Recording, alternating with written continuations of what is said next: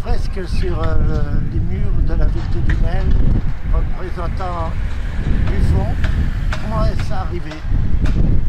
En fait, ça rentrait dans le cadre d'un projet global de la municipalité de l'aménagement de cette place. Et nous, on a répondu à un appel d'offres concernant la partie fresque. On nous a demandé de travailler sur des reproductions, une mise en scène des oiseaux de Buffon. Voilà. Donc nous, on n'a pas, en termes de création, on est intervenu juste dans la réalisation, mais la maquette était déjà demandée. Voilà. Et vous travaillez sur ce projet depuis combien de temps environ? On a répondu à l'appel d'offres cet automne et puis après il y a différentes réunions qui se mettent en place parce que là il y a un gros chantier d'aménagement autour, il n'y a pas que la fresque, donc ça se met petit à petit en place, on vient à des réunions, ensuite on a travaillé chez nous en atelier pour toute la préparation, la recherche des coloris, la recherche de méthodes, même d'outils pour pouvoir travailler à la manière de Buffon. Et puis tout le système d'agrandissement se fait sur des papiers, des poncifs, on appelle ça des poncifs. C'est des feuilles qui sont, sur lesquelles on a projeté le dessin à l'échelle du mur, à l'échelle 1. Et ce dessin, on l'a percé avec une petite roulette, les roulettes de couturière.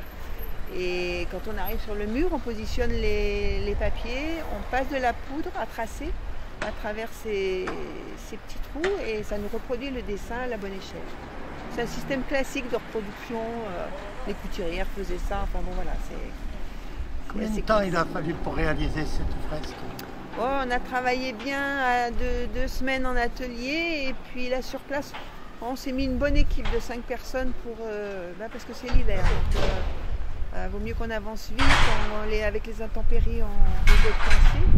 Donc là on était 5 personnes, on a travaillé une bonne semaine.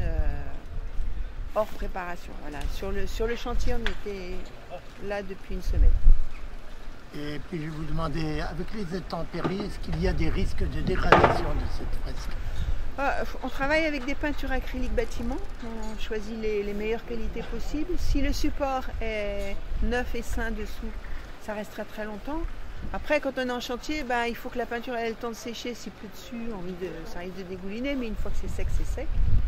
Et puis on ne travaille pas en dessous de 5, la peinture elle n'aime pas ça, donc voilà. Après, dans certaines régions, quand les façades sont très fortement exposées au soleil, quand on a des couleurs très très vives comme des bleus et des rouges, ça perd un petit peu d'intensité, mais c'est pas perceptible. Enfin voilà, maintenant on a des peintures, on les connaît, elles tiennent bien aux UV, donc il n'y a pas de problème.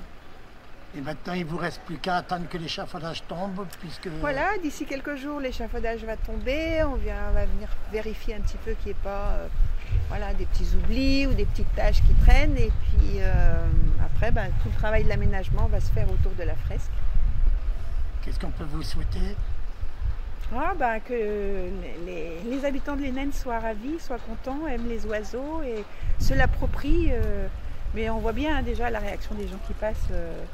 Les gens sont enthousiastes, donc voilà, elle est déjà appréciée, mais je pense que quand on va enlever l'échafaudage, qui plus est avec la fin des travaux, là, je pense que les gens, comment on appelle ça, des Lunélois? Lunélois, voilà, je pense qu'ils vont apprécier. Et si l'on veut vous retrouver pour des travaux de ce genre, on vous retrouve où? Eh bien, nous, on fait partie de la société qui s'appelle A Fresco. Voilà, donc on a un site